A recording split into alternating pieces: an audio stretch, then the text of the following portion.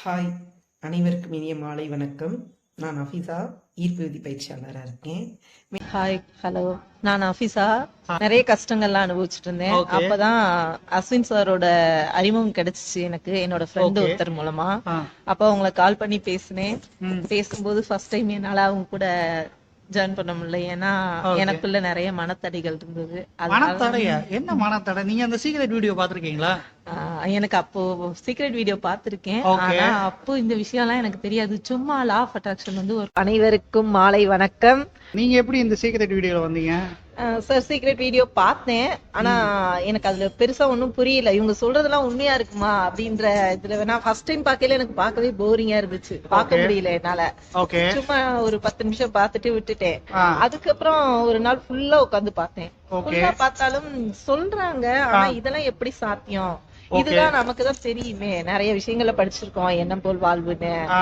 இதுல என்ன ஸ்பெஷல் இருக்கு அப்படின்ற மாதிரி தான் நினைச்சேன். ம்.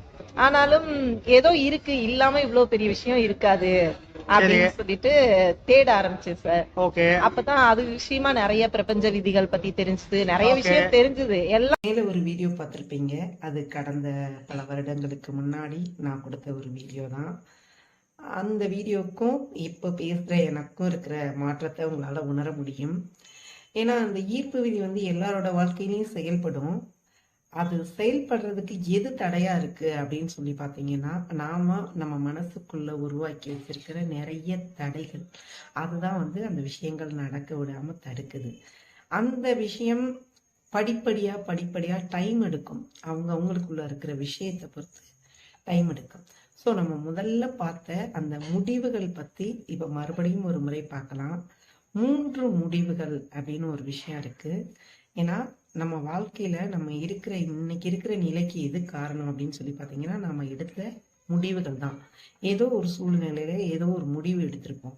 அந்த முடிவு தான் நம்ம இன்னைக்கு நல்லா இருந்தோம்னாலும் அதுக்கும் அதுதான் காரணம்.